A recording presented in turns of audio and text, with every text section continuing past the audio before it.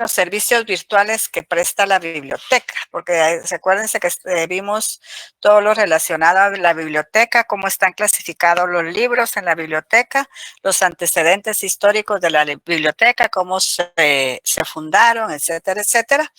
Y hoy nos toca ver sobre los servicios virtuales que presta la biblioteca. Cuando hablamos de la biblioteca central, por medio de su página de internet, en este caso hablamos de la biblioteca de la Universidad de San Carlos de Guatemala.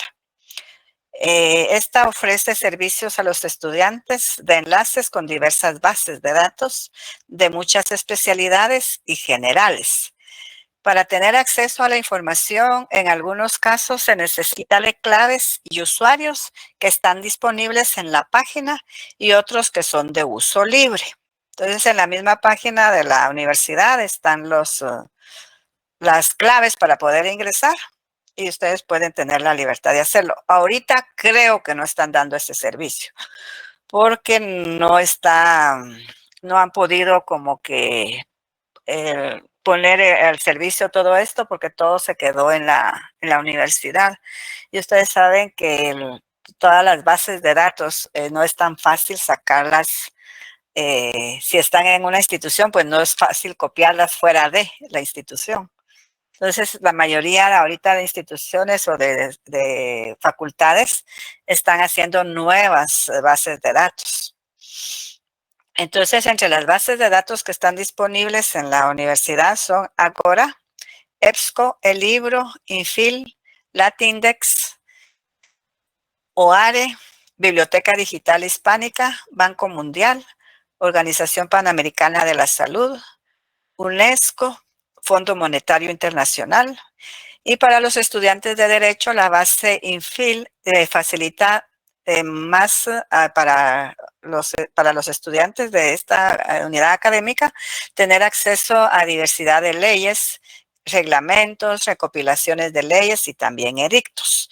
Y aquí aparece un enlace para buscar libros en la Biblioteca Central. Esta está en el libro que ustedes tienen. Entonces aquí, como ustedes se dan cuenta, están las bases de datos que utiliza la Biblioteca Central de la Universidad de San Carlos. Ahí está Agora, EBSCO, El Libro, Infil, dentro de los que yo les mencioné. Y esta pues es una fotografía de una biblioteca virtual, como se pueden dar cuenta.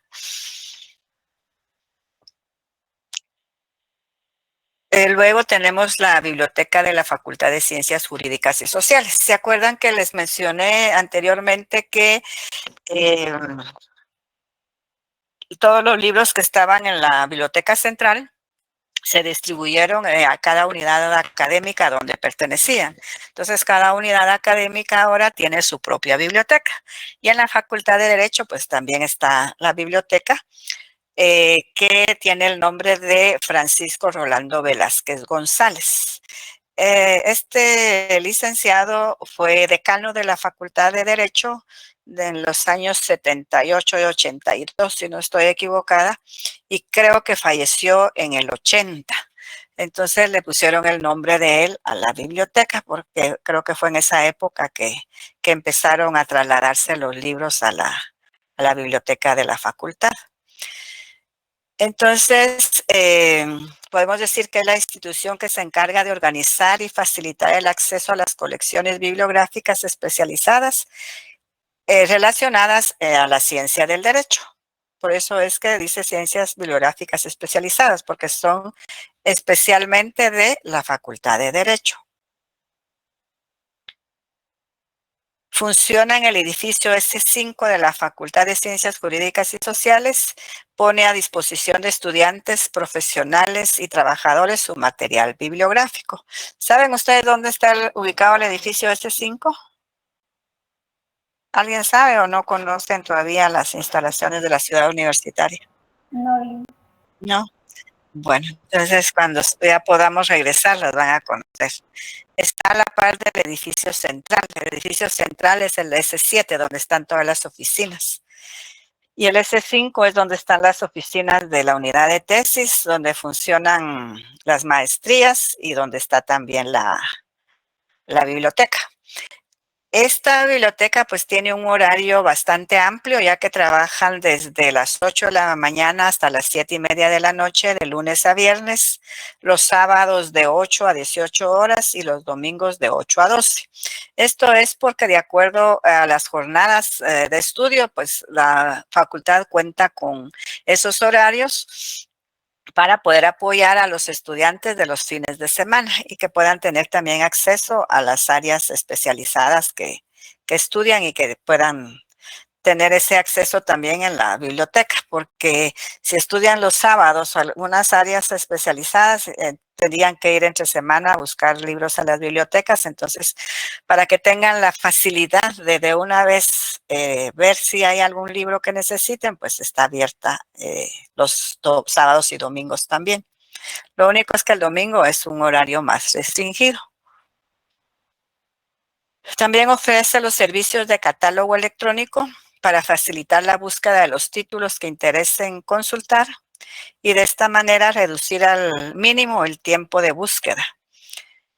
Entonces, ya habíamos hablado que con el catálogo electrónico, pues uno puede hacerlo desde su casa, revisar si tienen disponible el libro que nosotros necesitamos, pues va a hacer más rápido el tener que ir a la facultad, digamos, a traer el libro o ir a la facultad y darse cuenta que no está disponible. Entonces, para evitar esos viajes que pues entonces se puede revisar desde la casa si hay disponibilidad. También periódicamente publica de forma digital las novedades bibliográficas que se adquieren con el fin de que se pueda difundir y aprovechar las consultas. Esta es una dirección electrónica también que aparece de la biblioteca virtual.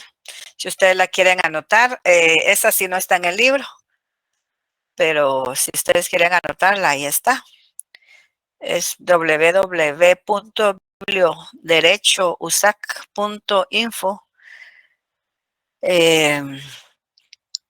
¿Cómo se llama esta? ¿Cómo? Diagonal. Diagonal. Diagonal biblioteca, guión en medio virtual.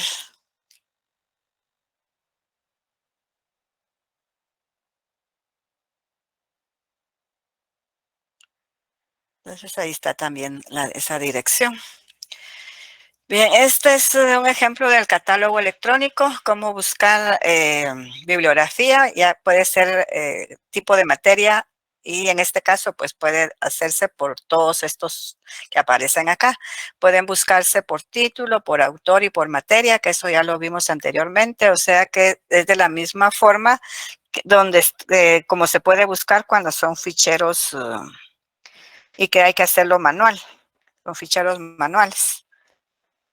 O sea que es la misma forma se hace con los electrónicos. Aquí hay un ejemplo de un archivo electrónico o en una biblioteca que tiene también información donde ustedes pueden, por medio de una computadora, buscar el libro. Estando ya dentro de la biblioteca, buscan si está el libro que necesitan, luego se van a los anaqueles a buscar el libro. Esta pues es la biblioteca virtual de la USAC de Derecho. Y también aquí hay una foto de la biblioteca y aparece una dirección de correo, solo que esta es para pedir solvencias. Dice biblioderechousac.info/solvencias. Esto pues ahorita ustedes no lo necesitan porque todavía no se van a graduar. En el momento de graduarse pues yo creo que vamos a estar presencial. Y esto, como les decía, no está funcionando en la actualidad. Este es un ejemplo de un fichero que no es electrónico, donde las estudiantes van y encuentran los muebles que tienen con gavetas, donde están las fichas de clasificación de los libros que tienen en la biblioteca.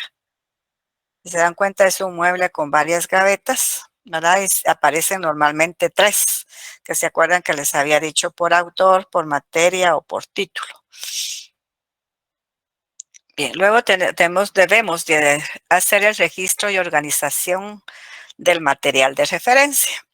O sea, que cuando hablamos de registro y organización del material de referencia, estamos hablando de todo el material que encontremos relacionados al tema objeto de nuestra investigación. Como les he mencionado, todo lo que está ahorita o todo lo que estamos viendo es para hacer una investigación, ya sea para una tesis o cualquier otra investigación que les puedan dejar en el transcurso de su carrera.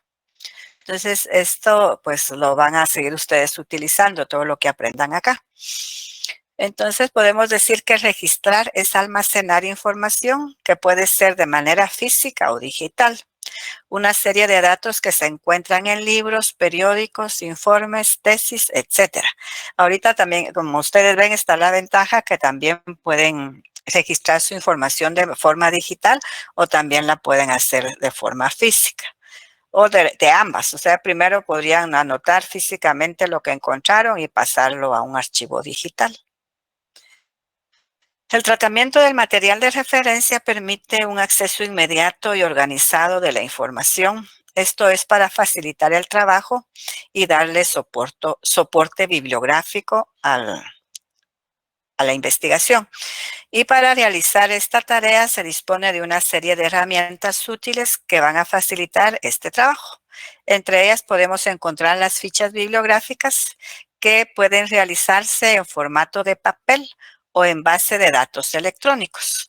Si las hacen en formato de papel, normalmente las fichas bibliográficas tienen un tamaño de 5x7, que es más o menos media hoja, tamaño oficio. Ese es el tamaño de las fichas, tanto bibliográficas como las de trabajo. Para esta actividad, lo primero que se debe de hacer es la clasificación de las fuentes de investigación que se mencionaron anteriormente, que estas incluyen las fuentes iconográficas, que pueden ser fuentes proyectables y no proyectables. Cuando hablamos de fuentes iconográficas, estamos hablando de una descripción de imágenes, retratos, cuadros, estatuas o monumentos, y especialmente de los antiguos. Es un trato descriptivo o colección de imágenes o retratos. Podemos decir que la iconografía es la ciencia que estudia y describe las imágenes conforme a los temas que desean representar, identificándolas y clasificándolas en el espacio y tiempo, precisando el origen de las mismas y su evolución. Esta información o esta diapositiva fue subida por González de Zárate.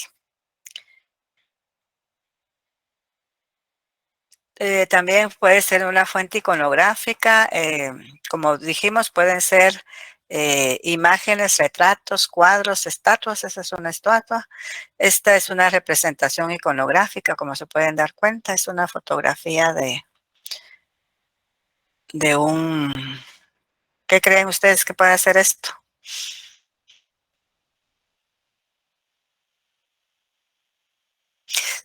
Ajá, cabal. Se ve como un jarrón con las fotos, ¿verdad? Que puede representar posiblemente a San José y María. Se ve ahí a lejos, ¿verdad? Bueno, entonces también tenemos las fuentes electrónicas. En estas podemos encontrar material que se utiliza de referencia como enciclopedias y diccionarios generales y también especializados. Los que se utilizan para el estudio como libros, manuales específicos y tesis. También las publicaciones periódicas que se realizan en revistas y periódicos. Y finalmente, las fuentes manuscritas que pueden ser entrevistas y diarios de campo. Cuando hablamos de estas fuentes que pueden ser también periódicos, al nosotros hacer las fichas de periódicos, no las debamos identificar como fichas bibliográficas, sino como hemerográficas, ya que es la representación de periódicos. Al saber que es una ficha hemerográfica, ya sabemos nosotros que fichamos un periódico. En este trabajo se debe identificar las fuentes, su organización, el procesamiento de la información, descripción de los materiales y la explicación. Este es un trabajo que necesita mucho cuidado para su elaboración. La organización correcta debe realizarse de manera metódica y detallada para poder establecer los caminos metodológicos que deben seguirse y tener una visión clara de la construcción del conocimiento científico. O sea que no es un trabajo que se va a hacer solo por hacerse, sino que si nosotros queremos hacer un trabajo de investigación, y donde nosotros queremos sustentar nuestra tesis, digamos, de grado, tenemos que tener una información muy ordenada y esto nos va a facilitar el poder redactar el informe final de tesis. Primero nos va a servir para presentar nuestra estructura del plan y en base a ello, al estar ya autorizado, pues ya tenemos nosotros todo el material organizado correctamente para poder empezar la redacción. También tenemos estas fuentes electrónicas que se considera también que una información es de fuente electrónica cuando esta es extraída de un medio electrónico, como por ejemplo videos, sonidos grabados, datos almacenados, mediciones digitales o hipertextos. Ahorita vamos a ver qué son los hipertextos. ¿Qué son las fuentes electrónicas? Son los variados recursos disponibles que se adquieren en Internet para la investigación y documentación. Se considera que una información es de una fuente electrónica cuando ésta es extraída de un medio electrónico, como videos, sonidos grabados, datos almacenados, mediciones digitales o hipertextos. Aquí encontramos nuevamente este concepto. ¿Alguien sabe qué son los hipertextos?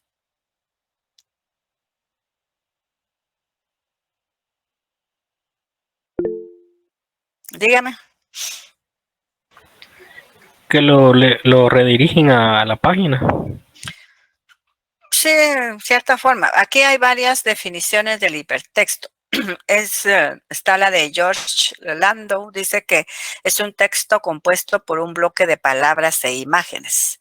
Jay David Volter dice que es un espacio de escritura electrónica en general. Michael Joyce dice que es el carácter visual del espacio digital que alberga el hipertexto. Janet Murray dice que es un conjunto de documentos de cualquier tipo conectados entre sí por links. Espen Archer dice que el cibertexto es clave de interactividad. Pajares Tosca dice que es una categoría genérica textual de base informática y de hipertexto como producto concreto de una tecnología. Entonces, como se dan cuenta, el hipertexto es un texto en el cual se puede insertar video, fotografías y por medio de los hipervínculos se conecta con la información que se necesita. En otras palabras, podemos decir que hipertexto en informática es el nombre que recibe el texto que en la pantalla de un dispositivo electrónico conduce a otros textos relacionados.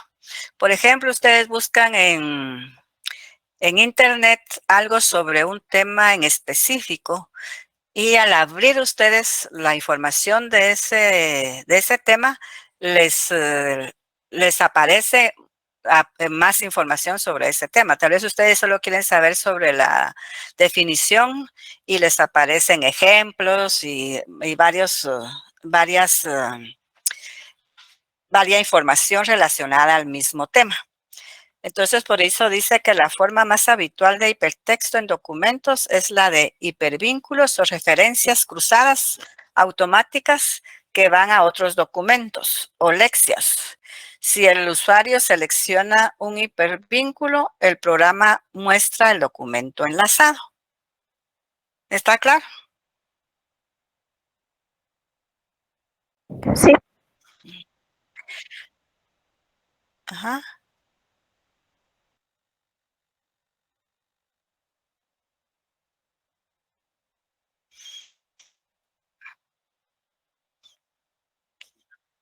Ujú.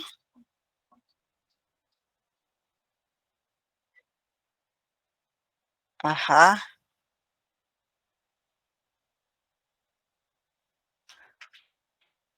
Ajá.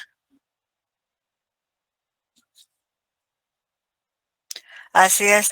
También, si ustedes se han dado cuenta, hay varias restaurantes y cafeterías que también tienen ¿cómo se llama? El menú ¿cómo se llama? QR, ¿verdad? Sí. Entonces uno le toma la fotografía y lo lleva al menú en el momento. Y esto creo que lo hicieron también desde que empezó la pandemia para no tener que tener los documentos que los estén tocando todos los que acuden a un restaurante. Bien, entonces, ¿qué es un hipertexto? Hipertexto, texto en la pantalla de una computadora. Te conduce a otro texto relacionado. Una de las formas de la hipermedia enfocado en redactar, diseñar, escribir texto en una medida. La importancia de las lexias. La lexia es una unidad mínima de sentido. Según Butcher, son unidades de lectura mínima a partir de las cuales se pueden reconstruir múltiples interpretaciones en un texto. También se puede, entre algunos países también que son hispanoparlantes, existen particularidades en la forma de hablar que también se les llaman léxicas. Dichas particulares se notan en dos sentidos. En el vocabulario son las diferencias léxicas. En la pronunciación son las diferencias fonológicas. Un ejemplo, vamos a poner el ejemplo de Guatemala con Veracruz, México. En Guatemala nosotros siempre identificamos y escribimos pescado. Y en Veracruz lo escriben y lo pronuncian como pecado. Entonces es una forma de lexis. Aquí también hay unas variaciones entre España y Sudamérica en algunas palabras. En España, por ejemplo, se le llama coche y en Sudamérica se le llama carro. En España es cerilla y en Sudamérica fósforo. En España es bastoncillo y en Argentina cotonete. En España es percha y en Sudamérica gancho. En España es charlar y en Sudamérica platicar. En España es ordenador y en Sudamérica es computadora. En España es mechero y en Sudamérica es encendedor. Si se dan cuenta las diferencias, ¿verdad? De cómo se... Dígame. Sí, buenas noches, licenciada. Buenas. Solo para agregar algo a este tema. Ajá, Ahorita que mencionaba ahí cotonete, ajá, que lo menciona en Argentina. ajá. Si, pues, si no estoy mal, cotonete en México le llaman a lo que nosotros acá en Guatemala conocemos comúnmente como hisopos, ¿verdad? Ajá, sí, también. Sí, ¿Verdad? son los hisopos, es cierto. Ajá. Sí, fíjense que hay por ejemplo, hay varias divisiones también de la lexia. Está la lexia textual, en la que se usa o se posee una extensión formal y también aquí interviene la función poética en los refranes. Recuérdense que hay varios refranes que también se conocen como lexia y es lexia textual. Hay un refrán, por ejemplo, que dice más vale pájaro en mano que ciento volando. Sí lo han escuchado, ¿verdad? Sí. Que también es parte de una lexia textual. Bien, entonces luego tenemos las etapas de registro de la información. Para nosotros poder registrar nuestra información, primero tenemos que hacer la recolección de información, luego la organización y descripción de la información, luego la definición de los ejes de sistematización y análisis de la información que ya obtenemos. Entonces, empezamos con la recolección de información. Esta actividad la vamos a realizar mediante el trabajo de campo en la búsqueda de material que está en diversos lugares. En algunos casos permite la experimentación. Las actividades que se realizan pueden ser revisión de audios y videos, si la investigación lo amerita, así como también material bibliográfico en libros, artículos, diccionarios, etc. Si se realiza trabajo de campo, la utilización de un diario es importante, así como el registro fotográfico. Ambas son actividades que pueden ser de gran ayuda. Luego se procede a la revisión de la información obtenida. El investigador determinará cuál será de utilidad y si es pertinente utilizarla en la investigación. Como ya habíamos visto, aquí les vuelvo a repetir, la recolección de datos puede ser también de forma cualitativa y cuantitativa. Recuérdense que en este caso también están divididos en primarios y secundarios. La recolección de datos cuantitativos primarios son aquellos que el investigador obtiene directamente de la realidad, recolectándolo con sus propios instrumentos. Y los secundarios son registros escritos que proceden también de un contacto con la práctica, pero que ya han sido elegidos y procesados por otros investigadores. Como ustedes se pueden dar cuenta, desde el primer día de clases, todo lo que hemos visto hasta hoy se relaciona entre sí.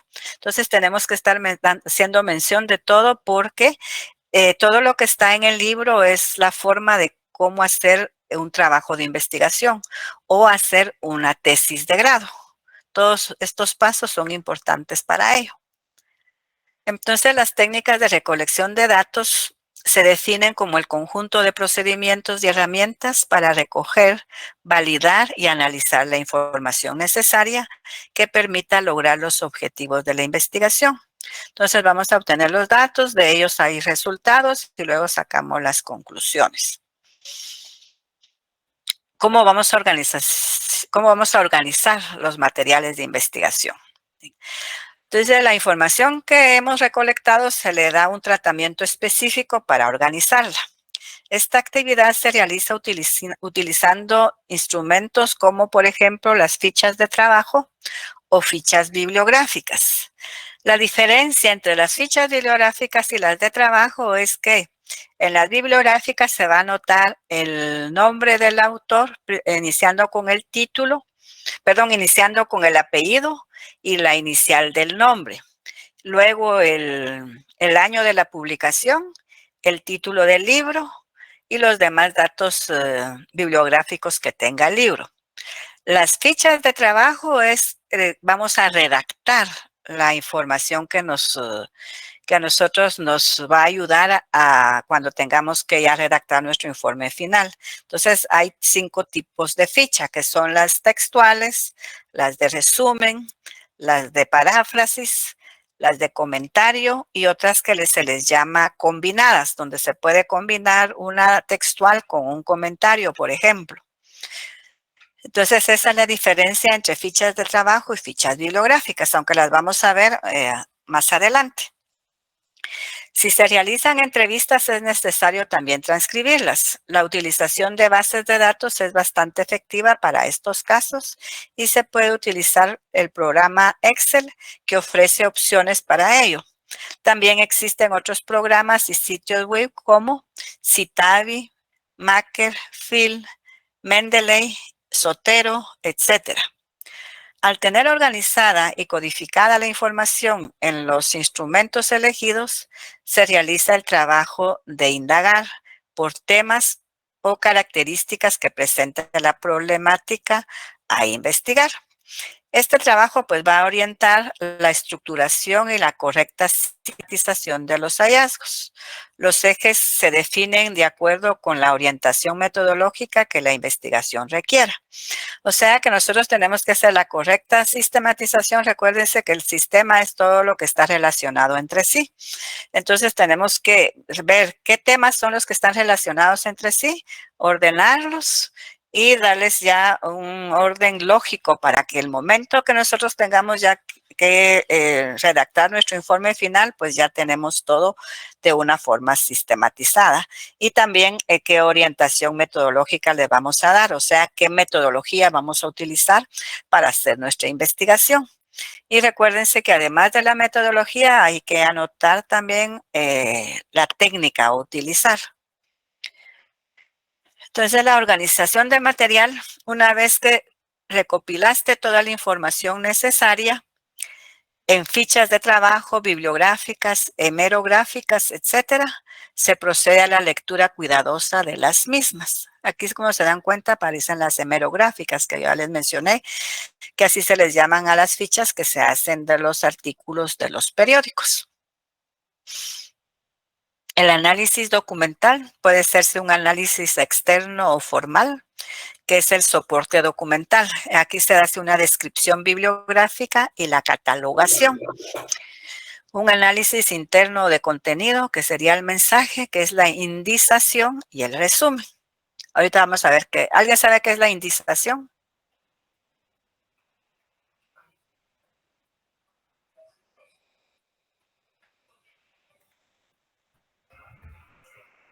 Bueno, aquí vamos a ver la indización de documentos. Esto pues tiene finalidad y la finalidad es identificar y clasificar documentos, localizar documentos. La indización consiste en analizar el contenido de un documento para extraer los conceptos esenciales que lo representan y posteriormente traducir esos conceptos a un lenguaje que permita localizarlos. La indización se puede realizar usando lenguaje natural, permite el uso de vocabulario limitado. Por ejemplo, ayuda a acotar los términos de búsqueda, sistemas por temas, indización por materias, por palabras, indización por unitérminos o palabras claves, por conceptos, indización por descriptores, etapas, examen y reconocimiento del documento, identificación y selección de los conceptos principales, selección de los términos que lo representan y la normalización de los términos extraídos. ¿Está claro qué es la indización? Sí. Bien. Entonces, para poder nosotros realizar este trabajo de todo lo relacionado a la recopilación de la información y cómo las vamos a ordenar, pues como les mencioné, en la actualidad las fichas que se utilizan y que ya están casi que normalizadas en todas las universidades son las normas APA. Esto es porque estas normas prácticamente las actualizan cada 2 o 3 años. Y la última actualización se hizo en la 7ª edición el año antepasado. La ventaja que tienen estas normas APA es que se puede fichar cualquier documento, incluyendo incluso hasta canciones o artículos de revistas, etcétera, etcétera. Las que se usaban anteriormente, por ejemplo, en la facultad, son las normas Chicago, que esas solo permitían hacer fichas bibliográficas de libros, de revistas y de periódicos. Entonces, esta es la diferencia de las normas APA con las anteriores. Bueno, hay varios tipos de normas, pero la más utilizada es esta. Podemos decir entonces que el registro de la información bibliográfica es importante y existen diferentes formas de realizarla, en especial la que se utiliza para la elaboración de trabajos académicos. Las normas propuestas por la Asociación Americana de Psicología, más conocidas como normas APA por su sencillez de acceso, Estas normas cuentan con una cantidad de reglas universales para el trabajo de citación, referencias bibliográficas y formatos sencillos para la presentación de trabajos de investigación científica. En la actualidad está vigente el manual Normas APA en su 7ª edición. A continuación vamos a presentar algunos ejemplos, o les voy a presentar algunos ejemplos de cómo hacer las fichas bibliográficas. Como les decía, están separadas puede ser por un autor, por 2 autores, 3 autores, etcétera, etcétera. Normalmente los apellidos de los autores van al inicio y luego las iniciales de los nombres. En el caso de describir un recurso que no pertenezca a periódicos o revistas, se escribe con mayúscula la primera letra del título o subtítulo, la primera letra de la palabra que va después de los 2 puntos y los nombres propios. Cuando la obra no tiene autor, se utiliza el nombre de esta, o sea, el título de la obra. Y si en determinado caso la obra no tiene fecha, entonces se escribe en el lugar donde va la fecha, entre paréntesis, las iniciales S.F, que eso significa que la obra no tiene fecha de su publicación.